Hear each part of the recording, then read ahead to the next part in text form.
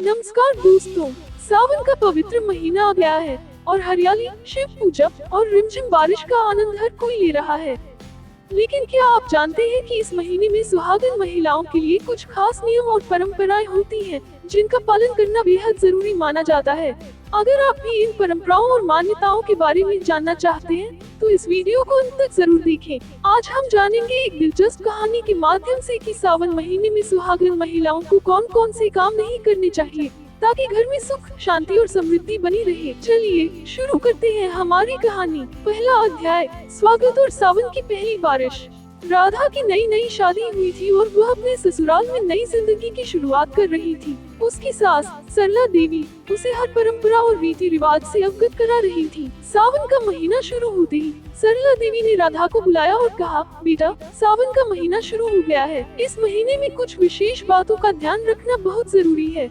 राधा ने उत्सुकता से पूछा, माँ, कौन कौन सी बातें हैं जिनका ध्यान रखना चाहिए? सरला देवी ने मुस्कुराते हुए कहा, बेटा, सबसे पहले तो सावन की पहली बारिश में बिना छतरी के बाहर नहीं जाना चाहिए। यह माना जाता है कि पहली बारिश के पानी में कुछ अशुद्धियाँ होती हैं, जो शरीर के लिए हानिकारक हो सकती हैं। इसलिए जब भी बाहर जाना हो, छतरी या रेनकोट का उपयोग करना चाहिए। राधा ने ध्यान से सुना और यह बात गांठ बांध ली।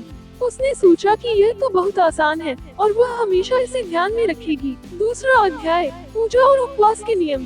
सावन के दूसरे हफ्ते में सरला देवी ने राधा को शिवालय ले जाने का निर्णय लिया। वहां जाकर उन्होंने भगवान शिव की पूजा की और राधा को बताया, सावन का महीना भगवान शिव का प्रिय महीना है। इस महीने में हर सोमवार को व्रत रखना चाहिए और शिव जी की विशेष पूजा करनी चाहिए। इससे घर में सुख और समृद्धि आती है। राधा ने पूछा, माँ, व्रत कैसे रखा जाता है? सरला देवी ने समझाया, बेटा, व्रत में सुबह जल्दी उठकर स्नान करना चाहिए, फिर शिव जी की पूजा करनी चाहिए। दिन भर फलाहार करना चाहिए और शाम को पूजा के बाद ही कुछ खाना चाहिए। व्रत रखने से मन की शांति मिलती है और भगवान शिव की कृपा बनी रहती है। राधा ने माँ की बातों को ध्यान से सुना और सोचा कि यह व्रत रखना उसके लिए बहुत अच्छा होगा। उसने अपने आप से वादा किया कि वो हर सोमवार को व्रत रखेगी और भगवान शिव की पूजा करेगी। तीसरा अध्याय, सास सज्जा में संयम। सावन के महीने में सास बहू के बीच की बातचीत का सिलसिला जारी रहा। एक दिन सरला देवी ने राधा को समझाते हुए कहा, बेटा, सावन के महीने में बहुत अधिक साज सज्जा और आभूषण पहनने से बचना चाहिए। यह महीना भगवान शिव को समर्पित होता है और इसे सादगी और संयम के साथ मनाना चाहिए। राधा ने पूछा, माँ, ऐसा क्यों? सरला देवी ने समझाया, यह माना जाता है कि इस महीने में सादगी और संयम का पालन करने से भगवान शिव प्रसन्न होते हैं और परिवार को सुख समृद्धि का आशीर्वाद मिलता है। अतः इस महीने में सादगी से रहना चाहिए और अत्यधिक साज सज्जा से बचना चाहिए। राधा ने यह बात भी गांठ बांध ली और अपने मन में ठान लिया कि वह सावन के महीने में सादगी और संयम का पालन करेगी। चौथा अध्याय, सावधानी और स्वास्थ्य। सावन के महीने में राधा ने देखा कि सरला देवी कुछ विशेष सावधानियां बरत रही थी।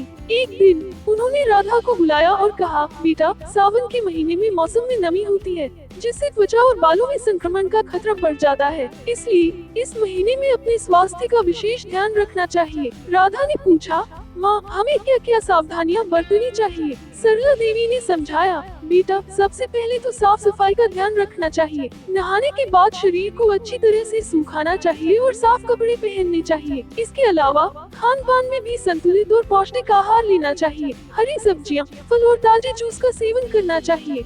इससे शरीर में रोग प्रतिरोधक क्षमता बढ़ती है और हम स्वस्थ रहते हैं। राधा ने माँ की बातों को ध्यान से सुना और यह सभी बातें याद रख ली। उसने सोचा कि इन सावधानियों का पालन करना उसके और उसके परिवार के लिए बहुत लाभदायक होगा। पांचवा अध्याय, धार्मिक अनुष्ठान और परंपराएं।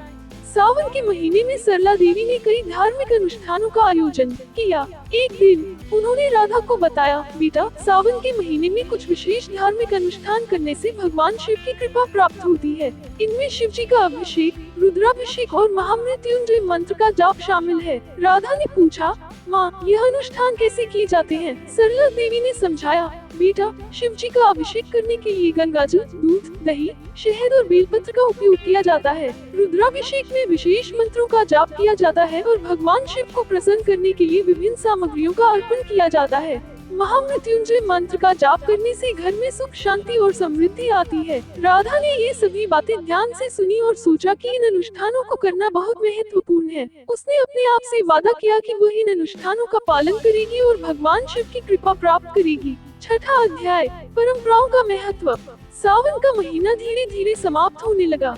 राधा ने इस महीने में अपनी सास सरला देवी से बहुत कुछ सीखा। एक दिन सरला देवी ने राधा से कहा, बेटा, हमारी परंपराएं और मान्यताएं हमें हमारे पूर्वजों से मिली हैं। इन्हें मानना और उनका पालन करना हमारा कर्तव्य है। इससे हमें न केवल आध्यात्मिक लाभ मिलता है, बल्कि हमारे परिवार में सुख, शांति और समृद्धि भी बनी रहती है। राधा ने कहा, माँ, मैंने इस सावन के महीने में आपसे बहुत कुछ सीखा है। मैं वादा करती हूँ कि मैं इन सभी परंपराओं और मान्यताओं का पालन करूँगी और अपने परिवार को भी इसके बारे में बताऊंगी। सरला देवी ने गर्व से राधा को देखा और उसे आशीर्वाद दिया। इस प्रकार राधा ने सावन के महीने में अपनी सास सरला देवी से बहुत कुछ सीखा और उन सभी परंपराओं और मान्यताओं का पालन करने का संकल्प लिया। ये कहानी हमें ये सिखाती है कि हमारी परंपराएं और मान्यताएं हमारे जीवन का महत्वपूर्ण हिस्सा है और इनका पालन करने से हमें आध्यात्मिक और सामाजिक लाभ मिलता है। उम्मीद है कि इस कहानी से आपके दर्शकों को सावन महीने की परंपराओं और मान्यताओं के बारे में जानकारी मिलेगी और वे भी इनका पालन करके अपने जीवन को सुख समृद्धि से भर सकेंगे।